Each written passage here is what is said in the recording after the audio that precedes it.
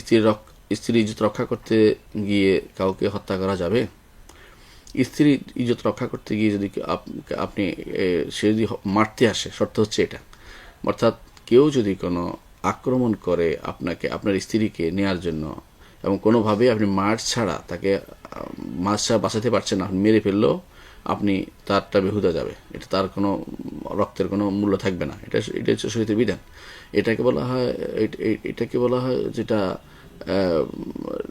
বলা হয় যে আত্মরক্ষার্থে, হ্যাঁ, আত্মরক্ষা, দফরুস সয়েল বলা, এটা দফরুস সয়েল বলা, এটাকে আরবিতে দফরুস সয়েল অর্থাৎ আক্রমণকারীকে প্রতিহত করা।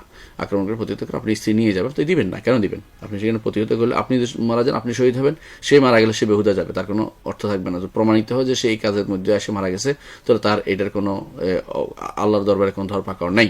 দুনিয়ার দরবার ধরপাকড় থাকলেও দুনিয়ার মানুষ যদি কোনো বুঝতে পারে আত্মরক্ষার্থে করেছে, সেটাও কোর্টে আমার জানা মতে সেখানেও ছাড় আছে আত্মরক্ষার্থে সেটা করে থাকলে। এবং আত্মরক্ষার্থে নিজের স্ত্রীর সম্মান মর্যাদা রক্ষার্থে ইসলামী দৃষ্টিকোণ থেকে যদি কেউ কাউকে মেরেও ফেলে, তাহলে তার কোনো গুনাহ হবে না। তুমি শর্ত হচ্ছে মৃত্যু ব্যতীত, মায়ের ব্যতীত তাকে যদি থামানো না যায়, সেটা হলো এই মাসালা। যদি এর বাইরে অন্য কোনো পদ্ধতি থাকে, যেমন দূরে সরে যাওয়া, চলে যাওয়া, সেখান থেকে পালিয়ে যাওয়া, তাহলে সেটা করতে হবে না মেরে। আর যদি এমন হয় যে কোনোভাবেই যেতে পারছে না, এখন তাকে মারা ব্যতীত হয় ইজ্জত সম্মান শেষ হবে, না হলে তাকে মারতে হবে, তখন তাকে মারা হলেও তার ইজ্জত রক্ষা করতে হবে।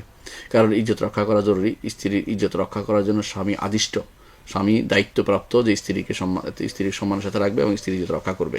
আশা করি বিষয়টি বুঝছেন।